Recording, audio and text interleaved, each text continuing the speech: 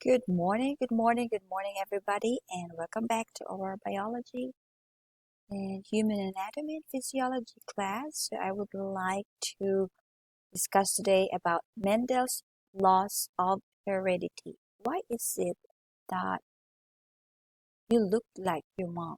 Why is it that you look like your dad? Why is it your siblings look like you? Not exactly like you, but looks like you, or your uncle, auntie looks like you. Okay, so today we're going to talk about this laws of heredity by Gregor Mendel. The first one here is the law of dominance. It says that the dominant allele will prevent the recessive allele from being expressed. So if your allele is dominant, then it is being expressed in you. Okay? Recessive allele will appear when it is paired with another recessive only. So, recessive allele in the offspring. Right, the second one is the law of segregation. It says that when gene pairs separate, when gametes or sex cells are formed. Okay, segregate. From the word segregate, separate. Gene pairs separate when gametes are formed. So each of these gametes has only one allele of each gene pair. That's the law of segregation. And the last but not the least is the law of independent assortment, where different pairs of genes separate independently of each other when gametes are formed. So as you can remember, the mitosis and meiosis lesson from last time. So anaphase 2 is in meiosis division, which is different pairs of genes separate independently.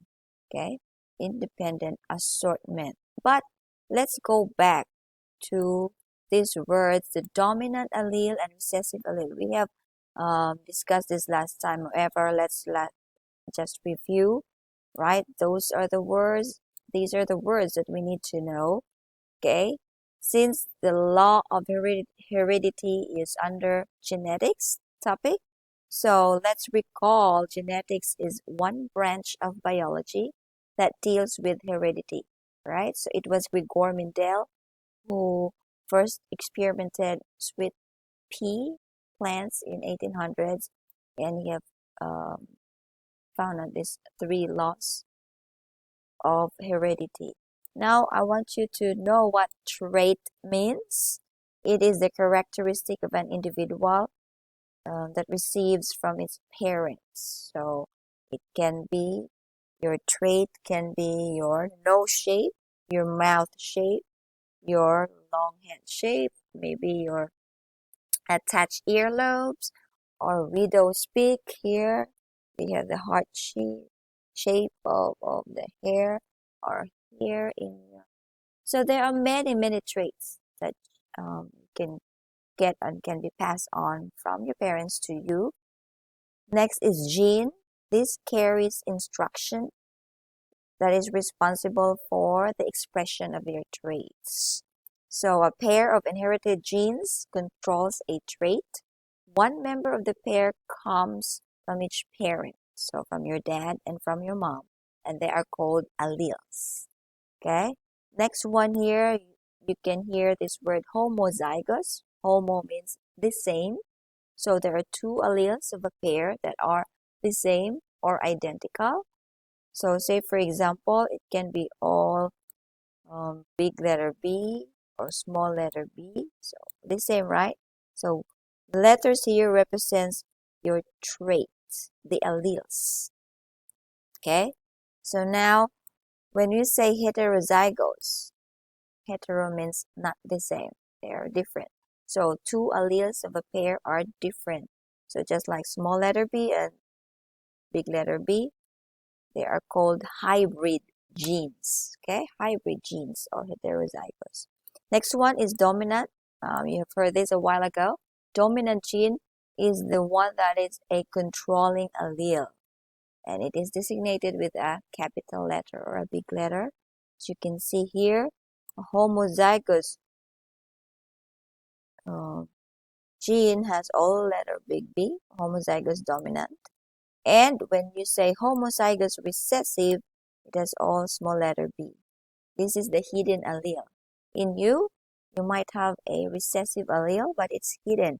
It is not found in you if both of your parents, okay, have not the same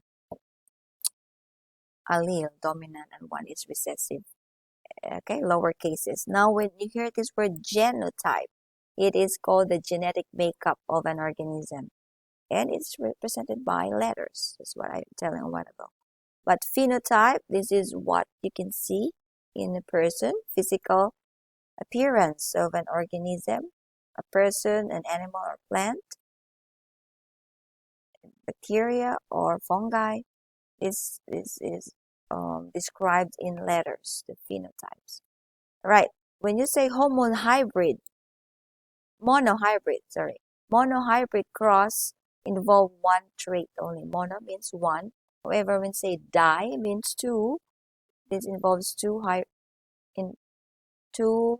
crosses involving two traits. That's dihybrid. And later we will be talking about Punnet Square too. This is a graphic organizer used to show the probable results of a genetic cross. So Punnet Square, I will be talking that later, so you can touch. Pedigree, this is a graphic organizer as well. This to map genetic traits between generations. So there are two differences. Punnet Square, this is to show the probable results of a genetic cross. However, pedigree, this is to map the genetic traits between generations. Okay. Karyotype, this is a chart of metaphase chromosome pairs to study chromosome number and diseases. So later I will be showing you what a karyotype is. And a test cross, this is the mating of an individual of a known genotype with an individual of known genotype. Okay, so you can do test cross as well. You wanna to check what your future generation will be. Test cross the traits of your partner, say for example, or test cross the male and female dog. Look what are the traits of that one. All right, so we will talk about that later. Okay, so you can determine the unknown genotype of the parent. All right, so here let's go back once more because I discussed about mitosis. Okay, this is just a summary. Mitosis, guys, the resulting, this is a cell division which results in a diploid daughter cells. Diploid means twice, it's 2N, okay, containing two pairs of homologous chromosomes. Sorry. But when you say meiosis, okay, the resulting product is 4 daughter cells. However, they are haploid. When you say haploid, only half of the genes can be found in each of these daughter cells. All right, half of the traits. As you can see here, are all blue, 1, 2, and red, 2, other 2. Okay, this illustrates the random or independent assortment of chromosomes during meiosis. Right, now let's talk about the patterns of inheritance. Patterns of inheritance. Here we have, as you can see above, there are 23 pair of chromosomes. We know that for males, your chromosome is XY chromosomes, not the same. But females, we have the same XX chromosome. Okay, that's our sex chromosomes. However, when you hear the word sex-linked traits, it is the trait that is associated with particular sexes, like the X-linked traits inherited on X chromosome from mother. So what are those? There are some diseases that are inherited from mother. That is color blindness, baldness, and hemophilia. Alright, so mothers carry these genes to your offspring. The color blindness, baldness, hemophilia. Okay, we'll talk more on that in detail later on. What about linked traits? Okay, genes are linked in chromosomes. So genes on the same chromosome are inherited together. Say, for example, you have the same chromosome, red hair and freckles. One trait controlled by many genes. That's another one, like your hair color. Okay, your hair color is black or blonde. Okay, it is controlled by many genes, just like not just one gene. Your eye color as well, not just one gene but many genes. Right? Your skin pigment, it is composed of many genes. What about multiple alleles?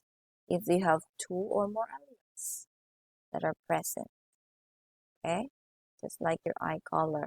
What about when you say polygenic inheritance? Poly means many, right? One trait controlled by many genes. Okay, polygenic, just like your hair color, your skin color. That's only one trait. One trait, that's hair color, is one trait. However, it is controlled by many genes. Your skin color is just one trait. However, it is contained by many genes.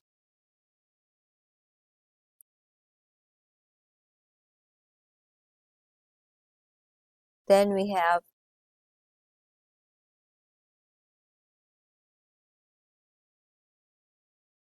the polygenic inheritance. Genes may be on the same or different chromosomes. That's the thing for polygenic inheritance. But when you say codominance, we'll give more examples later. When the phenotypes of both homozygous parents are produced in heterozygous offspring, so that both alleles are equally expressed. Example is when we have the black chicken crossed with the white chicken. So what is the result of that for codominance? It results in checkered chickens, right? Or the sickle cell anemia. It's the codominance.